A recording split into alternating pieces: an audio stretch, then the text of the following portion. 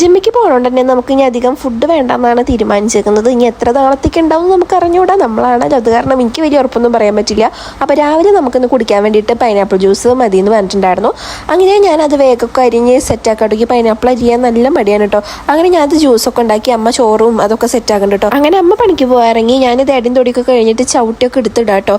ഈ പച്ച ചവിട്ടി ഉണ്ടല്ലോ നല്ല വെയിറ്റ് ആണ് ഗൈസ്, അതങ്ങോട്ട് കയറ്റിയിടാൻ എനിക്ക് നല്ല പ്രാന്താണ്. അപ്പോൾ ആദർശമായിട്ട് ചവിട്ടിയുടെ മോളിൽ കൂടെ ബൈക്ക് കയറ്റി പോയിട്ട് അപ്പോൾ അത് ഞാൻ കുറച്ച് ചീത്തൊക്കെ പറഞ്ഞു. എൻ്റെ ആദർശയുടെ വന്നു. അത് കഴിഞ്ഞിട്ട് നമ്മൾ ജ്യൂസൊക്കെ കുടിച്ചു. അത് കഴിഞ്ഞിട്ട് നമുക്ക് ജിമ്മിന് പോകണം. അതിന് മുന്നേ അമ്മ പച്ചരി വെള്ളത്തിൽ ഇട്ടിട്ടുണ്ടായിരുന്നു. അപ്പോൾ അത് പൊടിപ്പിക്കാൻ കൊടുക്കുമ്പോൾ അത് കൂറ്റി വെക്കണമല്ലോ. അപ്പോൾ ഈ ബക്കറ്റിനാച്ചും കൊടുക്കത്തെ വെയിറ്റ് കേട്ടോ എങ്ങനെയൊക്കെ ഞാൻ ഒഴിച്ച് വെച്ചു കേട്ടോ. പിന്നെ അപ്പോഴേക്കും തേങ്ങ വലിക്കാൻ ആൾ വന്നിട്ടുണ്ടായിരുന്നു. അപ്പോൾ അത് തേങ്ങയൊക്കെ ഇട്ടു കേട്ടോ. അങ്ങനെ ആൾ പോയി. അപ്പോഴേക്കും നമുക്ക് ടൈം കുറേ ലേറ്റായി ജിമ്മിൽ പോകേണ്ട സമയം. അപ്പോൾ ആദർശയുടെ അതിൽ കരിക്കൊക്കെ എടുത്ത് പറക്കി കൊണ്ടുവന്നിട്ടേക്ക് വെട്ടി തന്നിട്ട് അങ്ങനെ രണ്ടുപേരും കൂടിയിട്ട് കരിക്കൊക്കെ കുടിച്ചു. നല്ല അടിപൊളി ടേസ്റ്റുള്ള കരിക്കായിരുന്നു കേട്ടോ. കുറേ നാളായി ഈ ഒരു ടേസ്റ്റുള്ള കരിക്ക് കഴിച്ചിട്ട്. പിന്നെ അതിൻ്റെ ഉള്ളിൽ തിളനീരൊക്കെ എടുത്ത് കഴിച്ചു. പിന്നെ ആദർശമായിട്ട് ഇത് കവറിൽ നമുക്ക് കൊണ്ടുപോകണമല്ലോ. അപ്പോൾ അത് ഞങ്ങൾ രണ്ടുപേരും കൂടിയിട്ട് ആക്കി വെച്ചു കേട്ടോ. ഇനി നമുക്ക് നേരെ ഡ്രസ്സൊക്കെ മാറ്റി ജിമ്മിൽ പോകണം. അപ്പോൾ ജിമ്മിൽ പോകണ വഴിക്ക് നമ്മളിത് കൊടുക്കാമെന്ന് വിചാരിച്ചു. അപ്പോൾ ആദർശയുടെ ബൈക്കുമ്പോൾ നിറച്ച് അരി ആയിട്ടോ. അങ്ങനെ നമ്മൾ ചെറുപ്പയിൽ പൊടിപ്പിക്കാൻ വേണ്ടി കൊടുക്കട്ടെ. ഇവിടെ ഞാൻ മുന്നേ ഒരു വട്ടം വന്നിട്ടുള്ളൂ.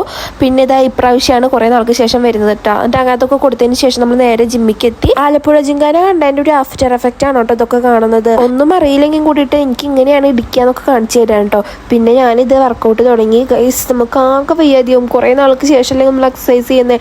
അപ്പോൾ വർക്കൗട്ട് ചെയ്യുമ്പോൾ നന്നായി ക്ഷീണിച്ചിട്ടുണ്ടായിരുന്നു. അങ്ങനെ ആകെ കൈയും കാലും നനക്കാൻ പറ്റാത്ത വേദനയായിട്ടുണ്ടായിരുന്നു കേട്ടോ. ഇപ്പോൾ നമുക്ക് വാമപ്പാണ് ചെയ്യുന്നത്. അങ്ങനെ ഞാൻ ദർശനം കൂടിയിട്ട് തിരിച്ചിറങ്ങി വീട്ടിൽ പോകുമ്പോൾ ചിക്കനൊക്കെ വാങ്ങിച്ചു കേട്ടോ. വീട്ടിലെത്തിയപ്പോൾ ഇതേ ആമി ഉമ്മർത്തിരിക്കുന്നു. കാരണം നമ്മൾ ആമീനെ വാതിലടച്ച് പൂട്ടിയിട്ടാണ് എപ്പോഴും പുറത്തേക്ക് പോകാറ്. തിരക്കിട്ട് പോകുമ്പോൾ അവളെ അകത്താക്കി പൂട്ടാൻ മറന്നതാണോ ഇനി ഇവള് ജനലിൻ്റെ ഉള്ളിൽ കൂടെ ചാടിയതാണോ നമുക്ക് അറിഞ്ഞുകൂടാ കേട്ടോ. അമ്മ പത്തിരിപ്പൊടി കുഴച്ച് വെച്ചിട്ടുണ്ടായിരുന്നു കേട്ടോ. അപ്പോൾ ഞാൻ ആദർശേനെ വേഗം പത്തിരി ഉണ്ടാക്കി കൊടുക്കാമെന്ന് വിചാരിച്ചു. പിന്നെ ചമ്മന്തിക്കുള്ള ഉള്ളിയും തക്കാളിയും വെളുത്തുള്ളിയൊക്കെ ഞങ്ങൾ നന്നാക്കാൻ കേട്ടോ. അപ്പോൾ ആദർശേനെ എന്നെ ഹെൽപ്പ് ചെയ്യാൻ നിന്നു കേട്ടോ. കാരണം നമ്മളൊരു 12:30-1 മണിക്ക് നമ്മളാണ് ജിമ്മ് കഴിഞ്ഞ് വീട്ടിലേക്ക് എത്തുക.